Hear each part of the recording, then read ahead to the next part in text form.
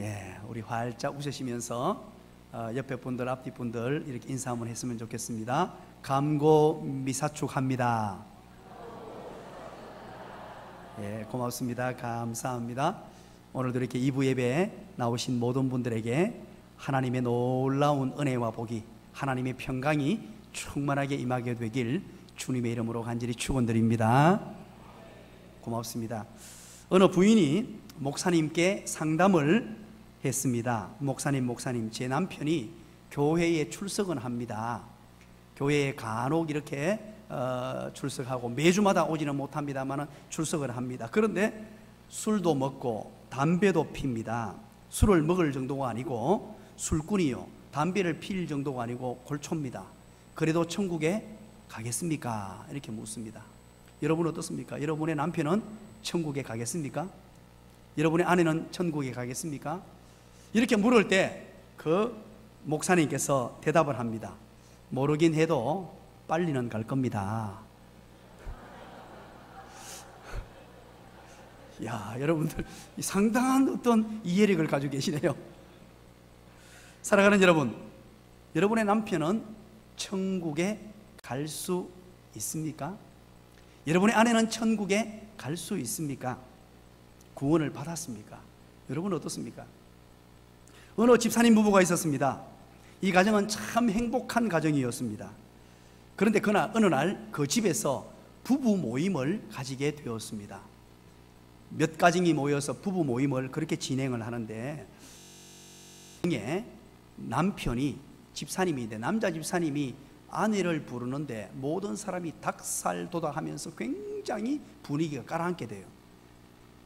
남자 집사님이 여자 집사님을 부르는데 이렇게 부르는 거예요.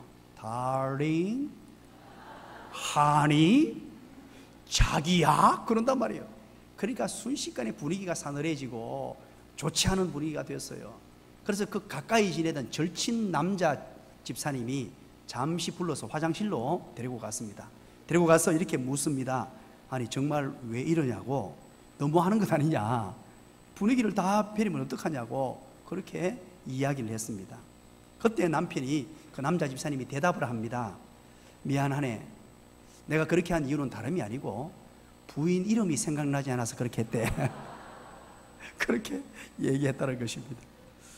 사랑하는 여러분, 우리가 이 땅을 살아가면서 부인 이름은 간혹 잊어버릴 수 있습니다. 그러나 잊지 말아야 할 것이 있어요. 그것은 우리의 존재 목적입니다. 내가 왜 이 땅에 태어났으며 내가 왜 이 땅에 살아야 하는가, 나의 존재 이유, 나의 삶의 존재 목적, 이것은 결단코 잊어버리지만 안 됩니다. 교회가 존재한 이유가 무엇입니까? 우리 주님이 피로 값주고 이 교회를 설립하시고 세우셨는데 왜 이 교회를 세우셨습니까? 한국 교회에 신선한 충격을 주었던 일이 한번 일어나셨죠. 그게 뭐냐니까 바로 분당에 가면 만나 교회가 있습니다. 그 교회 담임 목사님은 김병삼 목사님이세요. 왜 한국 교회에 신선한 충격을 주게 되었나니까, 예배당을 멋지게 짓고 지금 한 10,000명 가까이 되는 교회가 되었는데, 그 교회에다가 무엇을 만들었는가 하니까 흡연실을 만들었어요.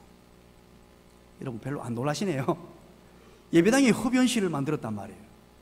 그래서 많은 교회가, 한국 교회가 신선한 충격을 받게 됩니다. 의미가 무엇이겠습니까? 여러분 오해하지 마십시오. 만나교회는 담배 피워도 된다, 교회에서 담배 피워야 된다, 공식적으로 예배 마치고 나가서 전부 담배 물고 서로 교제를 나눈다, 이런 의미가 아니에요. 바로 이 김병삼 목사님은 의도가 있었습니다. 담배를 피우시는 분들도 누구든지 교회로 오십시오. 교회의 문턱을 낮추는 그런 불신자들을 배려하는 차원에서 그렇게 한 거예요. 그래서 예수를 제대로 만나고 예수를 믿게 되면, 처음에는 술도 마시고 담배도 마시고 술도 먹고 담배도 피우지만, 그러나 예수를 제대로 믿으면 술도 끊게 되고 담배도 끊게 되는 것이지요. 일산에 가면 한소망교회가 있습니다. 류영모 목사님이 담임 목사님으로 심우하시는 교회입니다. 이 교회는 특별한 룰이 있습니다. 그 룰이 뭐냐? 교회의 나름대로의 내규를 만들었단 말이죠. 그게 장로님이 1년에 전도를 한 명도 못하면은 전도비로 200만 원을 내어야 합니다.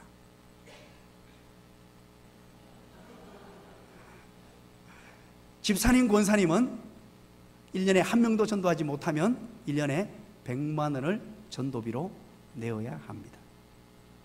여러분 어떤 생각이 듭니까? 사랑하는 여러분, 오늘 이런 교회들은 하나님의 명령, 예수 그리스도의 지상 명령에 정말로 혼신의 힘을 다하고 있다는 측면에서 정말 좋은 교회입니다. 교회의 존재 목적, 성도의 존재 목적, 하나님 백성의 존재 목적을 제대로 알고 거기에 혼신의 힘을 다하는 모습, 이 모습으로 바라볼 때 정말로 좋은 교회요, 좋은 목사님이요, 좋은 성도들이 모여있는 교회입니다. 우리 예수님께서 마지막 명령을 내리시고 성천하셨습니다. 이 땅에서 마지막 내리신 명령이 바로 지상명령이라고 이름을 붙여놓았습니다. 지상명령은 어떤 뜻입니까? 땅지자, 땅 위의 명령, 이런 의미가 아니에요. 이를 지자를 쓰고 위상자를 씁니다. 최상의 명령이란 뜻이에요. 최고의 명령이란 뜻이에요. 예수님이 주신 명령 가운데 가장 큰 명령이란 뜻이에요. 예수님이 할 수 있는 명령 중에 수많은 명령도 내리시고 수많은 말씀을 주셨는데 예수님이 하신 말씀 가운데 가장 중요하고도 중요한 명령, 유언적 명령, 예수님께서 마지막으로 하나님의 택한 백성들에게, 제자들에게, 앞으로 미래에 펼쳐질 교회들에게 남겨주신 지상 명령, 그게 바로 땅끝까지 복음을 전하라 하는 명령이에요. 이것은 교회의 존재 목적이요, 하나님의 택한 백성들의 살아갈 삶의 방식이며 존재 목적입니다. 복음을 전하되 모든 민족에게 온 세상 땅끝까지 복음을 전하라고 명령하십니다. 이 지상 명령은 예수님이 마지막으로 이 땅에 계시면서 유언적으로 남기셨는데 몇 번 강조하고 있나니까 오중 강조법으로 남기셔요. 사람들이 잊어버릴까 싶어서 잊지 말고 꼭 기억하라고 5번씩이나 중요한 성경 구절을 정해서 우리에게 남기시고 가셨습니다. 마태복음 28장, 마가복음 16장, 누가복음 24장, 요한복음 20장, 우리가 잘 아는 사도행전 1장 8절. 5번씩이나 이 중요한 명령, 우리 주님의 가장 큰 명령, 최상의 명령, 최고의 명령인 지상 명령을 남기시고 가셨습니다. 하나님 아들 되신 예수 그리스도, 그분은 하늘의 권세, 땅의 권세, 모든 것을 가지신 왕 중의 왕이십니다. 예수 그리스도를 믿는 순간 우리는 예수님을 왕으로 섬기고 나의 주인, 주님으로 섬기게 됩니다. 이 엄숙한 명령 앞에 누구나 아니요라고 대답할 수 없습니다. 우리 주님의 이 엄중하고 준엄한 명령, 땅끝까지 복음을 전하라, 예수 복음을 온 천하 만민에 전하라는 이 명령, 가벼이 여길 수 없습니다. 만약에 예수 믿으면서도 복음을 전하라는 예수님의 말씀을 대수롭게 여기지 않고 그냥 대충 여기고 산다면 우리 주님의 큰 명령을 거부하는 것이 됩니다. 오늘 저는 여러분들에게 한 가지 묻고 싶습니다. 두 손을 가지런히 모으고 한번 여러분 대답해 보시기 바랍니다. 여러분 예수님을 믿고 하나님의 자녀가 된 이후 여러분들이 전도해서 구원받은 사람이 몇 명이나 됩니까? 우리 주님이 마지막으로 남기시고 가신 이 준엄한 명령에 순종하여 여러분이 전도의 열매를 맺은 분이 과연 몇 명이나 있습니까? 우리는 이 주님의 준엄한 명령, 지상 명령에 순종하기 위하여 VIP 153 미션을 진행하고 있습니다. 여러분, 오해는 하지 마십시오. 이 VIP 153 미션이 일회성 이벤트가 아닙니다. 잘 알고 계시죠?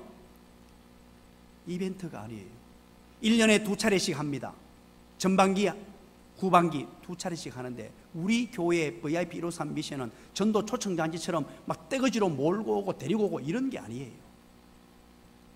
1년 365일 52주 매일 VIP를 5명 이상씩 정하고 3명 이상을 하나님의 교회로 모시고 오는 거예요. 무엇으로? 사랑으로 섬기면서, 예수 복음을 전하면서 매일매일의 삶에서 그들을 사랑으로 섬기며, 가장 먼저 교회로 먼저 모시고 오기가 상당히 부담스러울 수 있어서 사랑방에 초대해서 모시고 가는 거예요. 그래서 사랑방에 계신 분들을 전부 이제 교회로 모시고 오는 초청의 날이 바로 VIP 153 미션 초청 주일입니다. 그 주일이 바로 6월 16일입니다. 우리 주님의 준엄한 명령, 이 지상 명령에 순종하고자 우리는 지금까지 최선을 다해서 달려왔습니다. 혼신의 힘을 다했습니다. 매일 전도하는 삶, 매주 전도하는 삶, 한시도 잊지 않고 하기 위하여 VIP 153 미션을 정하고, 온 교회가 하나님의 복음을 전하는 교회, 지상 명령에 순종하는 교회, 교회의 존재 목적에 따라 운영하는 교회가 되기 위하여 지금까지 발버둥 쳐왔습니다. 여러분, 고맙습니다. 감사합니다.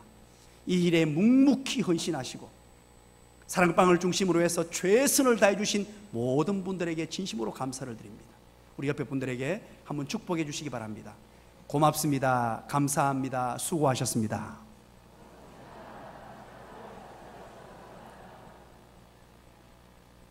네. 인사 듣기가 좀 거북한 분도 계시는 모양이죠. 사랑하는 여러분, 그런데 여러분, 이 명령을 받고 보니 땅끝까지 천하 만민에게 온 세상에 복음을 전하라, 이 말씀을 듣고 보니까 현실적으로 볼 때 너무나 비현실적입니다. 너무 거창해 보이고 너무 거품이 있는 것 같아 보여요. 왜 그런가 하니까, 먼저 첫 번째, 비현실적으로 보이는 이유가 있는 것은 첫 번째, 바로 이 지상 명령을 수행해야 될 제자들이 그 당시에 무시를 당하던 연약한 사람들이었습니다. 이 제자들은 아주 무식한 사람이었습니다. 제자들은 힘이 없고 나약한 사람이었습니다. 갈릴리 좋은 사람들이었습니다. 그 당시에 똑똑한 사람도 아니고 대단한 어떤 능력을 가진 사람도 아니었습니다. 힘이 있는 사람도 아니었어요. 그런데 이 불황무식한 사람들, 갈릴리 좋은 사람들, 나약하기 거지없는 사람들, 힘이 없는 이 사람들을 붙들고 뭐라고 말씀하시느냐? 온 세상 천하 만민, 그러면서 얘기하고 있단 말이에요. 땅끝까지 복음을 전하라. 이렇게 봤을 때 너무나 비현실적입니다. 이렇게 힘없는 사람, 이렇게 나약한 사람, 이렇게 보잘것없는 사람들을 대상으로 어떻게 온 세상에 복음을 전하라고 하시는 거예요? 제가 부산에서 목회를 할 때 저희들 사는 옆 동네가 부산시 검정구 구스동이라는 동네가 있었습니다.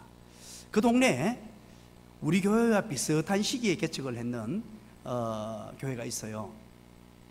교회가 지금은 많이 성장했습니다. 한 1,500명, 2,000명 가까이로 성장한 그런 교회가 되었는데, 그 구수동에 교회에서 실제로 있었던 이야기입니다.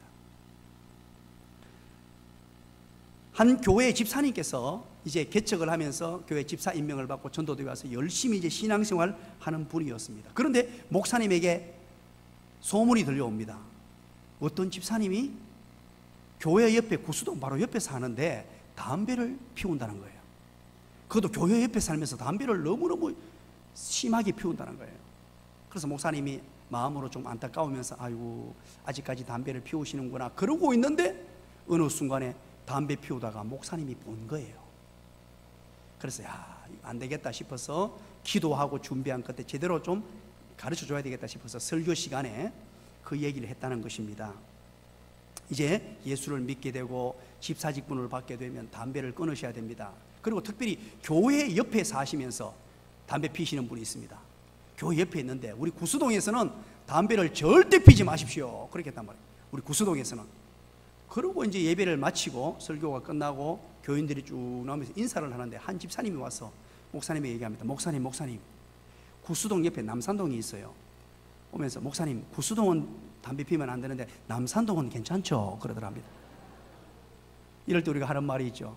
기가 차고 매가 차고 순서가 칼을 차고, 길 가던 어린애가 공을 차고 집에 있는 어린애가 기저귀를 찰 노릇이다, 그래요. 그 교회에서 또 한 일이 있었습니다. 목사님이 운전해서 가는데, 교회가 자그마할 때입니다. 이제 전도회에서 교회 집사님이 되고 열심히 이제 하시려고 하는 분인데, 그 집사님 차가 지나가는 거예요. 그래서 기쁜 마음에 클렉션을 누르려고 하는데 차 안에서 담배 연기가 솔솔 나오는 거예요. 그래서 그냥 모른 척하고 지나갔습니다. 모른 척하고, 아이고 아는 척하면 얼마나 미안하겠나 해서 모른 척하고 지나갔습니다. 그런데 또 목사님께서 설교하는 중에 기회가 되셔서 이제 설교 시간에 얘기했다는 것입니다. 여러분, 운전할 때 절대 담배를 피지 마세요. 여러분 안 보는 것 같지만 다 보고 있습니다. 다 알고 있습니다. 그래서 담배 피우면 안 됩니다, 그렇게 얘기를 했어요. 그러고 나서 이제 예배를 마치고 있는데, 남전도회 회원들이 이렇게 쭉 모여서, 목사님은 지나가고 있고 남전도회 회원들이 막 큰 소리 내면서 얘기를 막 하고 재밌게 얘기를 하고 있었어요. 그런데 목사님 귀에 어떤 얘기가 들려오냐 하니까, 야, 이제 우리 자동차의 썬팅을 좀 세게 해야 되겠다, 그자? 그 카더랍니다. 사랑하는 여러분, 담배 하나 끊지 못해서 쩔쩔매는 이 하나님의 백성들에게 땅끝까지 복음을 전하라, 이렇게 명령하고 계신단 말이에요. 이게 정말 비현실적이지 않습니까?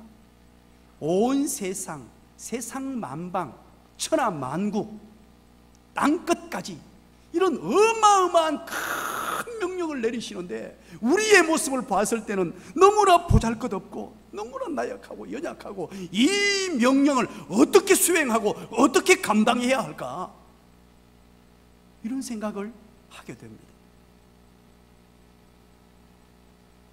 또 한 가지는, 여러분, 땅끝까지 복음을 전하라는, 이 세상 만방의 온천하 만국의 복음을 전하라는 것이 비현실적인 것이 바로 이 세상이 너무 악하기 때문이에요. 우리가 연약한 것도 문제이지만 이 세상이 얼마나 악한지요.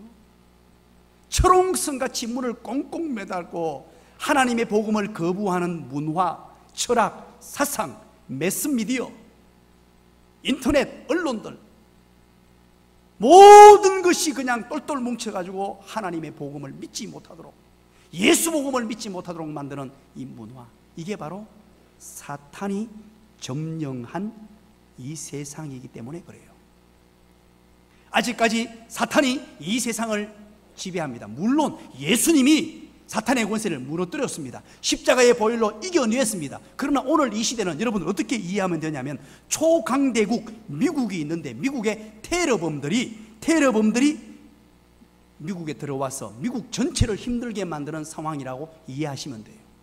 전체적으로는 하나님의 영이 운행하십니다만, 아직까지 남아있는 사탄의 세력들이 마음에 공포를 불러일으키고 예수 믿지 못하는 상황으로 만들고, 예수 못 믿도록 하는 여러 가지 사상과 문화과 철학과 가치관과 모든 매스미디어, 언론, TV 장악을 하고 있어요. 이 세상이 너무나 악합니다. 예수 믿지 못하게 하는 것들이 얼마나 많은지 몰라요. 너무너무 악한 상황으로 치달아가고 있습니다. 여러분 보세요. 땅끝까지 복음을 전하라, 천하만방의 복음을 전하라, 이 엄청난 명령을 너무나 연약하고 나약한 우리에게, 또 그런데다가 세상이 너무 악한데 어떻게 이 명령을 준행할까요? 이 명령을 어떻게 수행하며 이 명령을 어떻게 멋지게 성취해 갈 수 있겠냐는 말입니다. 이 난제를 푸는 열쇠가 있습니다. 이 난제를 푸는 정말로 중요한 해답이 있단 말이에요. 여러분 따라서 합니다. 성령님이시다. 성령님이시다. 바로 이 문제를 해결하기 위하여 하나님의 성령을 우리에게 보내주셨어요. 성령은 다른 이름으로 보혜사라고 합니다. 보혜사는 한자어입니다. 지킬보, 은혜해 스성사를 썼는데 우리말로 번역하기가 뭐해서 중국 번역해놓은 말을 그대로 가지고 와서 어려운 단어 보혜사를 씁니다. 쉽게 말하면 우리를 도우시는 분, 바로 예수 믿게 하는 영이 누구냐? 바로 성령님이세요. 하나님의 성령께서 주도하시고 운행해 가시고 인도하시니까 우리는 그냥 이 말씀에 순종하면서 전하기만 하라는 거예요. 우리에게 주어진 사랑으로 섬기고 VIP를 정해서 애쓰면 하나님의 영이, 하나님의 성령이 주도하는 줄 믿으시기를 간절히 축원합니다. 우리 교회에 참 수많은 새가족들이 등록을 하죠. 특별히 고무적인 것은 예수님을 믿지 않다가 예수님 믿는 분이 거의 70~80%가 넘습니다. 또 작년 같은 경우에는 특별히 통계를 내봤더니만 남편들이 믿지 않다가 믿게 되어서 열심히 신앙생활하던 남편이 지금 어마어마하게 많아요. 전부 전도되어서 오는 분들이 예수 믿지 않다가, 그 중에 한 분이 계십니다. 오늘 이 자리에 앉아 계신데 그의 아내는 오늘 일부 예배 때 참석하고 가셨어요. 윤정식 성도님이세요. 이분은 예수님을 믿지 않는 분이었습니다. 아내가 예수님을 믿고 경기도 분이신데 대구에 내려와서 사시면서 이제 직장생활 열심히 하고 반듯한 사람이에요. 제가 보니까 얼굴도 보통 잘생긴 게 아니에요. 뭐 저랑 비슷하게 아주 신실한 분이에요. 그런데 예수님하고는 전혀 거리가 먼 관심 없는 삶을 살았더랬습니다. 그러던 중에 우리 아내이신 원애자 집사님이 기도를 했어요. 하나님, 우리 남편 구원받도록 해주세요. 기도하고 난 이후에 구체적으로 어떻게 기도했냐면, 내가 전도하니까 아무리 해도 안 됩니다. 직장에서 우리 남편 제대로 전도할 분 만나가지고 전도하게 하여 주시옵소서. 그리고 기도했단 말이에요. 그런데 어떤 일이 발생했나니까 진짜로 직장에서 신실한 분이 나타나가지고 전도하기 시작한 거예요. 전도하고 또 전도하고 전도했는데, 와, 직장분이 전도해가지고 이 자리에 앉아 있습니다. 여기 앉아 있어요. 얼마나 열심히 하는지 몰라요. 주일 오전 예배, 오후 예배, 때로는 새벽 기도까지. 지난 고난 주간에는요, 맨 앞자리에 앉아가지고 매일 새벽을 아내하고 둘이 다 앉아서, 요즘에는 아내가요 못 따라가가 부담스럽답니다. 조금 쉬도 되는데만 너무 열심히 하니까 목사님 시키는 대로 하려고, FM대로 하려고 그러니까 아내는, 아이고 그 교회 청소하는 날인데 피곤한데 안 가도 된다 그래도 목사님 오라 그랬다고 청소하는 날까지 다 그렇게 열심히 하는 윤정식. 이 부부는 초등학교 동창이에요. 초등학교 시절에 제일 예쁜 사람을 찜해놨다가 나이 들어서 결혼했어요. 얼마나 열심히 사시는지. 또 소개하려면 한없이 많아요. 또 우리 교회에 안진명 성도님이라고 계세요. 박은희 집사님 남편입니다. 참 열심히 전도하고 기도를 했더랬어요. 열심히 전도하고 기도했는데 이 바늘구멍 하나 들어가지 않을 정도로 견고하고 철옹성 같은 분이었습니다.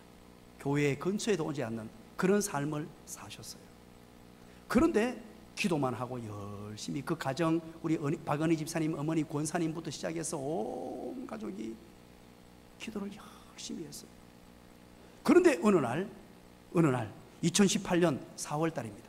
어느 날 갑자기 안진명 성도님이 저를 가만보고 계시는데 아내에게 수요일 저녁에, 그것도 수요일 저녁에 교회에 가자고 먼저 카더랍니다. 여러분 아시다시피 수요일 예배가 어떻습니까? 이게요 막 다다다다다 그리고 기도하고 막 불 꺼놓고 막 고함 지르고 기도하는 그런 분위기예요. 교회에 와보시지 않은 분이 그날 그 길로 들어와가지고 주일 오전 예배, 주일 오후 예배, 수요 예배는 간혹 안 올 때가 있더라고요. 그리고 새벽 기도예요. 그러니까 박은희 집사님이 지금 죽을 지경입니다. 새벽 기도 나가야 된다고 깨워가지고는 같이 나오시니까. 그러면서 여러분 뭐 좋은 거 하나 생기면요 우리 목사님 갖다 드려야 된답니다. 별로 감동이 안 됩니까 이런 얘기는. 보이지 않으신 하나님이 이제 느껴지고 감동스러우니까 말씀을 전하는 자에게 잘하고 싶은 마음이 생겨나고, 그래서 요즘은요 뒤통수만 봐도 행복해요. 이 일을 누가 한 거예요 여러분? 어느 분이 하신 거예요. 바늘 구멍 하나 들어가지 못할 정도로 철옹성 같았던 분들이 마음을 열고 스스로 예수 믿겠다고 나와서 이렇게 잘 믿는 것, 성령님이 하신 줄 믿으시기를 간절히 축원합니다. 우리가 하려면 너무너무 힘들잖아요. 우리는 나약합니다. 세상은 악합니다. 악한 사탄이 점령하고 있는 이 세상에서 예수 믿지 못하게 하는 이런 열악한 환경 속에 우리는 압니다. 복음을 전해도 안 된다는 것. 그래서 나도 모르게 사탄의 꾀임에 넘어가서 아이고 안 되더라 뭐. 이제 우리 나눔과 성김의 교회는 규모가 커진 교회가 되어버려가지고 아이고 나 하나 좀 안 해도 뭐 누가 뭐 알겠나. 이번에도 6월 16일 다 돼가네. 이제 빨리 지나가겠지. 묻어서 지나가시고자 하는 분들이 여기 몇 사람 앉아 있을 거예요. 그러시면 안 됩니다. 우리에게 주어진 상황 가운데에서 최선을 다하셔야 돼요. 결과는 성령님께 맡기고, 우리를 도우시는 분, 영혼을 구원하시고 예수 믿게 하시는 영, 성령님께 맡기고 최선을 다하시는 저와 여러분 되시기를 주님의 이름으로 간절히 축원드립니다. 사도행전 1장 8절입니다. 여러분 기억하십니까? 오직 성령이 너희에게 임하시면 이라고 말합니다. 성령이 너희에게 임하시면 그 다음이 중요해요. 너희가 권능을 받고.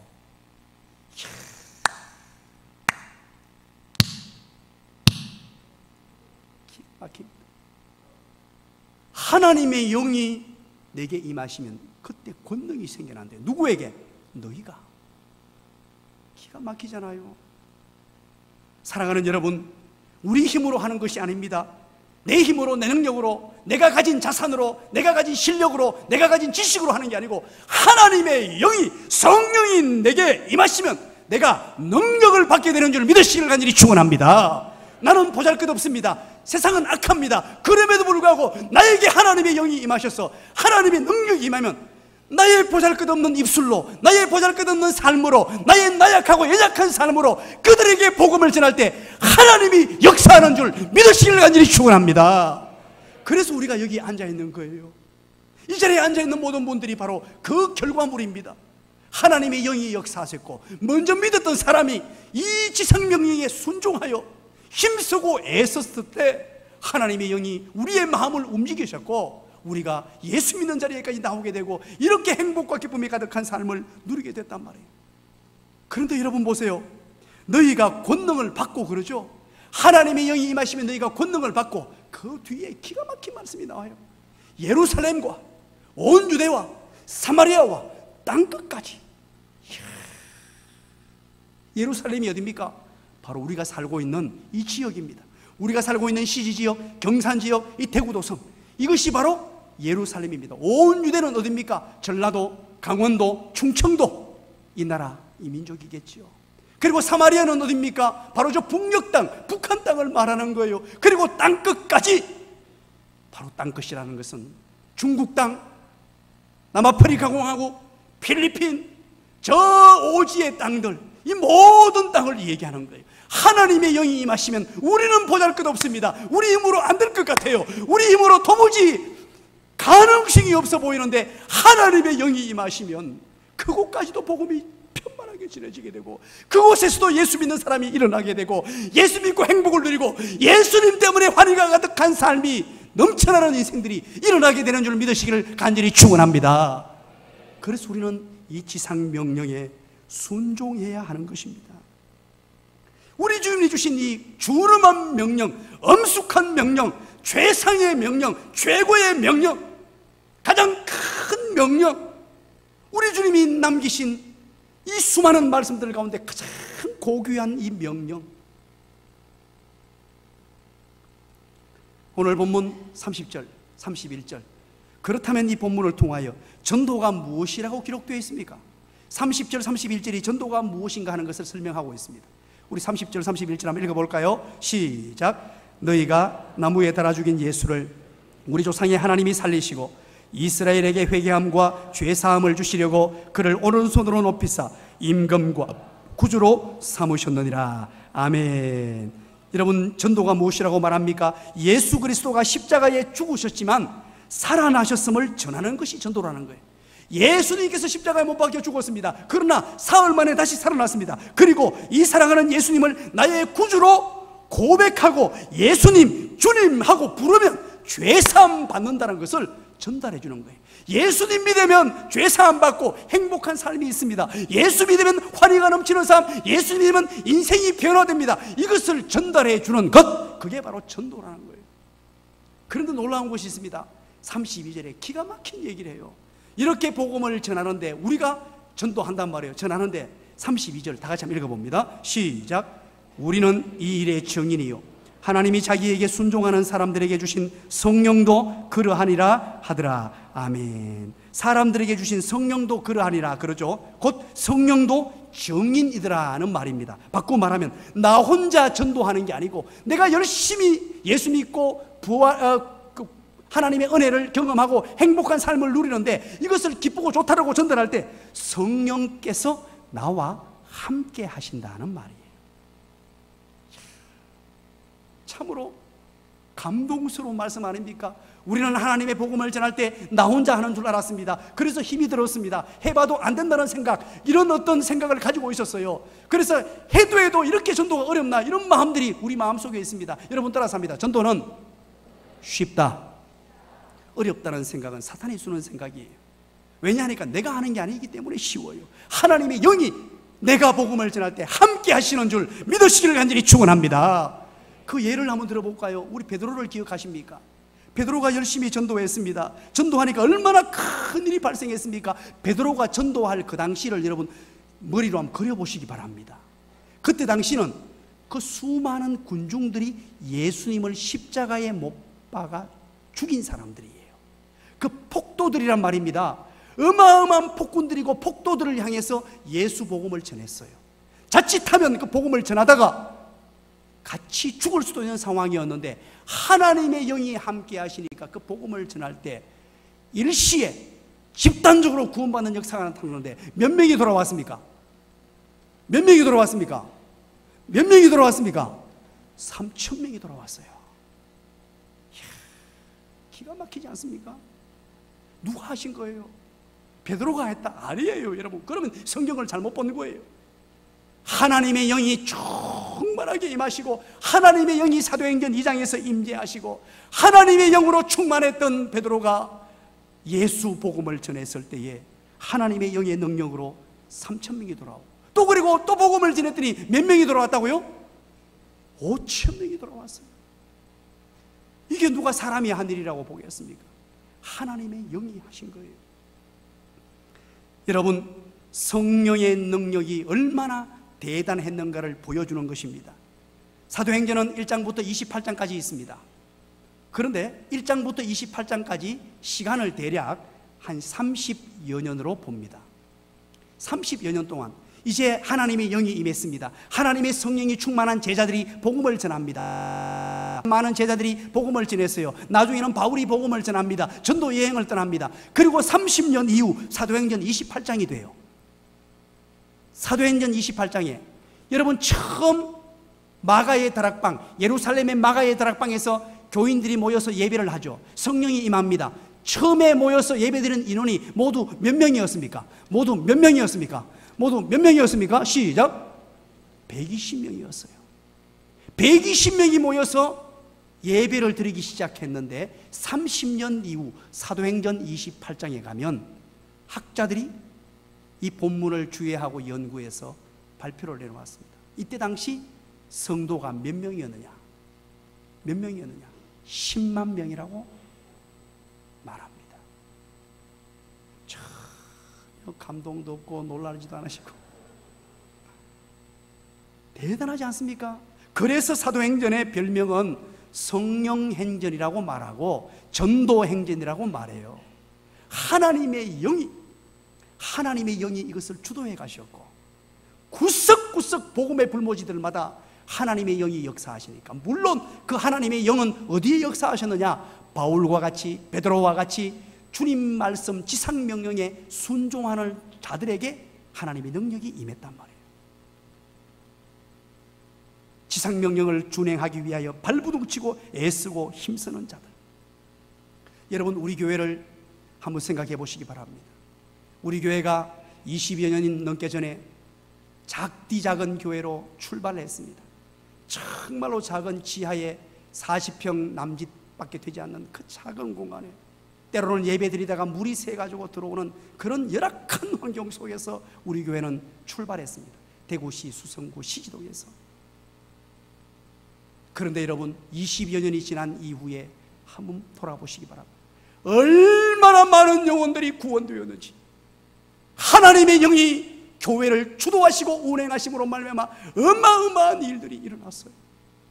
누가 상상을 했겠습니까? 하나님의 영으로 충만했던 사람들이 하나님의 복음을 전했을 때 이런 놀라운 일이 발생하게 되었습니다. 여러분, 우리 교회에서 전도되어서 수많은 영혼들이 구원받고 또 다른 지역으로 이사간 분도 상당히 많습니다. 우리 교회 특징 중에 한 가지가요, 전도하는 일에 혼신의 힘을 다했어요. 이동 교인들에 대해서는 별로 관심이 없었어요. 옛날에는 오지도 않았지만 지하교회에 누가 오겠어요? 정말로 복음 전하는 일에 혼신의 힘을 다했어요. 그때 하나님의 영이 역사하셔서 지금 여기에까지 이르는, 기가 막히지 않습니까? 그래서 우리는 지금도 하나님의 성령을 의지하고 우리가 할 수 있는 최선을 다해 VIP를 섬기고 사랑으로 섬기고 노력해야 되고, 그리고 하나님의 영이 운행하시도록 맡겨드리는 저와 여러분의 삶이 되시기를 주님의 이름으로 간절히 축원드립니다. 이 나라 이 민족은 여러분 어떻습니까? 이 나라 이 민족, 가난하고 헐벗은 정말로 힘들게 살았던 사람, 이 민족입니다. 지난 세월 불과 100년만 전에 이 나라는요, 술에 찌들고 가난에 찌들고 노름에 찌들고 정말 전 세계에서도 가장 가난한 나라 중에 한 나라에 속하는 이 나라에 하나님의 복음이 들어오게 되고, 복음이 들어왔을 때에 하나님의 명령, 지상명령에 순종하는 소수의 무리들이 하나님의 은혜를 갈구하며 힘쓰고 애썼을 때 하나님의 영이 충만해져서, 지금 보세요, 대한민국에 십자가가 없는 위치가 어디 있습니까? 많은 사람들은 그렇게 얘기합니다. 외국의 사람들이요, 왔을 때 한국 보고 놀라는 것이 몇 가지가 있는데 그 중에 한 가지가 도시 곳곳마다 걸려있는 십자가를 보고 깜짝 놀란다 그래요. 이런 놀라운 일들, 여러분 누가 이 일을 하셨습니까? 성령께서 주도하신 거예요. 성령께서. 어느 인간이 이 일을 할 수가 없습니다. 사도행전을 여러분 보시면 4장 8절에 이에 베드로가 성령이 충만하여 라고 말합니다. 베드로는 성령이 충만한 사람이었습니다. 사도행전 7장 55절에 스데반이 성령이 충만하여라고 말합니다. 믿음과 성령이 충만한 사람 스데반 하면서 하나님의 일을 감당하고 하나님의 지상명령, 주님의 지상명령에 준행했던 사람의 특징을 소개하는데, 그들은 모두가 다 성령이 충만한 사람들이었어요. 여러분, 성령이 충만하려면 어떻게 해야 됩니까? 성령이 충만하면 따라서 합니다. 말기찬을 잘해야 된다. 성령 충만은 다른 게 없습니다. 사도행전 4장에 기록하고 있죠. 말씀에 집중해야 돼요.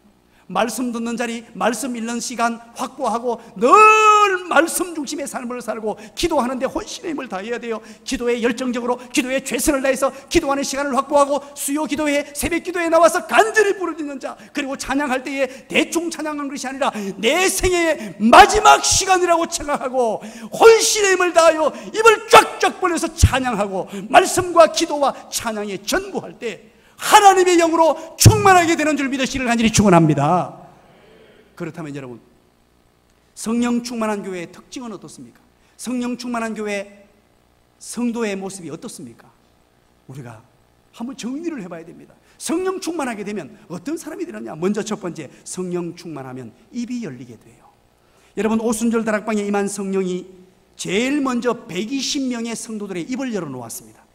그들은 숨어 있었잖아요. 예수 믿으면 잡혀 죽을까 싶어서 몰래 숨어 있었습니다. 남모르게 숨어서 예수를 믿고 예수를 믿었던 사람인데, 그들이 성령으로 충만할 때, 성령이 임하시고 충만할 때 그들의 입술이 열렸습니다. 그래서 온 예루살렘에 소동이 일어날 정도로 입을 열어 예수를 전파했다는 것입니다.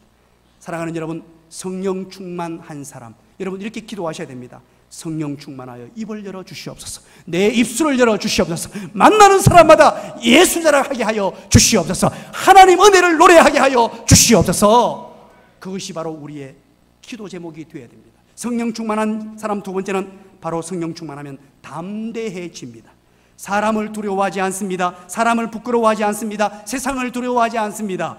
겁쟁이 베드로가 성령 충만할 때 얼마나 담대해져 버렸어요. 예수님 모른다고 부인했는데 그가 불과 며칠 지나지 않아서 하나님의 성령을 받고 오순절 다락방에서 하나님의 성령의 임재를 경험하고 완전히 바뀌어 버렸어요. 완전히 변화되어 버렸어요. 담대함이 생겼습니다. 사랑하는 여러분, 오늘 우리가 복음을 전할 때 혹시 두렵습니까? 두려움이 있습니까? 부끄러움이 있습니까? 왠지 모르게 복음 전해서 안 될 것 같은 생각이 듭니까? 전부 사단이 주는 마음이. 하나님의 영으로 가득 차면 담대함이 생기는 줄 믿으시기 바랍니다. 우리가 기도할 때 이렇게 기도하십시오. 하나님의 성령으로 충만하여 담대하게 하여 주시옵소서. 담대함을 주시옵소서. 담대함을 주시옵소서. 담대함을 주시옵소서. 세 번째로는 성령 충만하면 표적과 기사가 나타납니다. 마가복음 16장 17절 18절 보십시오. 믿는 자들에게는 이런 표적이 따르리니 곧 그들이 내 이름으로 귀신을 쫓아내며 새 방언을 말하며 뱀을 집어 올리며 무슨 독을 마실지라도 해를 받지 아니하며 병든 사람에게 손을 얹은 적 나으니라 하시더라. 아멘. 하나님의 성령이 역사하시니까 어떤 일이 발생하느냐? 복음 증거되는 곳에, 예수 복음이 있는 곳에는 지금도 표적과 기사가 나타나요. 기가 막힙니다. 여러분, 선교사님들의 수많은 보고를 들어보십시오. 선교지에 가서 혹시 단기 선교하는 그때 여러분 가서 현장을 한번 보십시오. 기가 막힌 일들이 지금도 일어납니다. 선교지에. 왜? 복음 전하는 곳에는 지금도 표적과 기사가 나타납니다. 예일대 역사학과 교수인 램지 맥뮬렌이라는 박사님이 계십니다. 이분은 예일대 역사학과 교수로서 로마 제국을 연구한 최고의 권위자 이십니다. 최고의 권위자, 로마 연구에서는 최고의 권위자신데 이분이 연구한 결과를 발표했습니다. 그 무엇을 연구했느냐? 로마같이 이방신을 섬기고 로마같이 반기독교적인 어떤 황제 숭배 사상을 섬겼던 이 로마가 어떻게 단기간 300년 만에 기독교로 나라가 완전히 변했는가, 기독교 국가가 되었는가 연구를 했어요. 그리고 발표를 내놓았습니다. 가장 중요한 핵심적인 이유를 밝힙니다. 가장 두드러진 이유가 뭐냐니까 아주 재밌습니다. 이렇게 표현하고 있어요. 귀신을 쫓아내는데 탁월했다, 이렇게 표현하고 있어요. 이때 당시 초대 교회 당시 복음을 전하는 그곳에 표적과 기사가 나타났다는 말이에요. 수많은 놀라운 성령의 능력이 표적과 기사를 나타나니까 그 로마가 완전히 복음으로 점령되는 결과가 나왔다는 것입니다. 여러분, 혹시 기도 응답의 열모들을 맺고 싶습니까? 어떤 수많은 인생의 난제를 해결하고 싶습니까? 이 비밀을 가르쳐 드릴게요. 정말 비밀인데 오늘 안 오신 분들에게 절대 얘기하지 마세요. 정말 비밀입니다. 기도 응답의 수많은 열매들이 바로 열리려면요, 전도하면 돼요. 기가 막힙니다. 한번 해보십시오. 전도하면서 한번 해보십시오. 여러분, 물질이 필요한데 보통 하나님 내 사업 잘되게 하여 주시옵소서, 자녀 잘되게 하여 주시옵소서, 건강하게 하여 주시옵소서, 물론 좋은 기도입니다. 그러나 너무 째째하지 않습니까? 너무 속 보이지 않습니까? 그런 기도 하기가 얼마나 하나님 앞에 죄송해요. 우리는 기도할 때 하나님 내게 물질 주시면 하나님의 복음 사업을 위하여 멋지게 사용하겠습니다. 내게 건강 주시면 지상명령 준행하고 수행하는데 혼신의 힘을 다하는 사람으로 살겠습니다. 기가 막힌 기도 제목 아닙니까? 이게 바로 우리 존재 목적이고 바로 기도 제목이어야 합니다. 마지막 네 번째는 성령 충만하면 놀라운 전도의 열매가 맺히게 됩니다. 예루살렘에서처럼 집단 회심이 일어납니다. 3,000명씩 5,000명씩 때로는 구원받는 역사가 나타나요. 빌립보에서처럼 가족들, 일가족 전체가 회심하고 돌아오는 가족의 회심이 일어나기도 하고요. 또 성경에 수많은 기록된 내용들처럼 개인 회심이 구석구석에서 일어나게 됩니다. 바로 성령 충만하면 수많은 영혼들이 하나님께로 돌아오는 역사가 나타난다는 것입니다. 여러분, 성령 충만하는 방법은 말씀과 기도와 찬양입니다. 여러분 결단하시기 바랍니다. 말씀과 기도와 찬양에 혼신의 힘을 다하면서 성령의 능력 받고 성령 충만함 받고 내게 주어진 이 지상 명령에 한번 순종해 보십시오. 순종하면서 한번 기도해 보십시오. 우리 주님 기쁘시게 하시기 위하여 주님의 주신 이 지상 최고의 명령, 최상의 명령에 순종하면서 여러분 신앙생활을 한번 해보십시오. 기가 막힙니다. 우리에게 VIP 1호 3비션을 왜 주셨습니까? 왜 허락하셨어요? 여러분들이 그 일에 나서서 그 일을 감당하심으로 행복과 기쁨이 가득한 삶을 살게 하시기 위하여 주신 것입니다. 성령님을 의지하고 최선을 다하십시다. 나는 연약하고 부족하고 보잘것없지만 하나님이 함께 하시면 되는 줄 믿습니다. 성령님이 하시면 되는 줄 믿습니다. 말씀의 결론을 맺습니다. 제가 부산에 사역할 때입니다. 사역할 때 우리 큰 놈을 예준이 지금 군대 가 있잖아요. 예준이를 잃어버렸어요. 야, 얼마나 속이 타는지요. 애를 잃어버려가 찾고 난리가 났습니다. 땀을 뻘뻘 흘리면서 애를 못 찾아가지고 제가 울었어요. 얼마나 속 타는지 막 울면서 애를 찾아다니는데 너무 스트레스를 받고 너무 힘들어가 막 붕붕 울다가 떡 놀라서 깨보니까 꿈이었어요. 잠을 깼는데 땀이 막 범벅이 돼 있고 너무 놀랐어요. 그런데 보니까 새벽이었습니다. 그래서 바로 일어나자마자 우리 애들 방으로 갔죠. 애들 방에 갔더니만 우리 예준이 예훈이가 새록새록 얼마나 예쁘게 자는지요. 그래서 꼭 안아주고는 우리 아이들 머리에 손을 얹고 이제 안수기도를 해줬습니다. 축복으로 안수기도를 쫙 해줬어요. 그리고 이제 마음을 안정시키고 이제 자려고 큰 방으로 들어왔습니다. 들어왔는데 우리 집 사람은요, 그것도 모르고 잠자고 있는 거예요. 나는 지금 얼마나 속 타고 애가 달아가지고요 울고 불고 난리를 쳤는데 말이에요. 자고 있는 거예요 그냥. 야, 한편으로는 속으로 야속하더라고요. 이 천지를 모르고 자고 있나 싶은데 뭐 꿈이었는데 왜 합니까? 그래서 이제 저도 자려고 옆에 누웠는데 잠이 안 오는 거예요. 잠이 안 와요. 꿈이었는데도. 그래서 안 되겠다 싶어서 옷을 입고 이제 성경책을 들고 이제 새벽기도 시간이 될 때까지 이제 예배당에 먼저 내려간 적이 있어요. 사랑하는 여러분, 무엇을 잃어버리면 잠이 안 와요. 소중한 것을 잃어버리면요 잠을 못 잘 정도로 힘겹습니다. 우리 하나님께서 잃어버린 영혼, 잃어버린 양들에게 지금 얼마나 지대한 관심을 가지고 계시는 줄 아십니까? 하나님께로 돌아와야 될 잃어버린 영혼들, 정말 좋은 교회, 어떤 교회인 줄 아십니까? 잃어버린 영혼에 관심을 가지는 교회예요. 복음 전파에 힘쓰는 교회예요. 정말로 훌륭한 성도, 어떤 성도인 줄 아십니까? 잃어버린 영혼에게 모든 관심과 초점을 가지고 있는 사람이. 기도하겠습니다.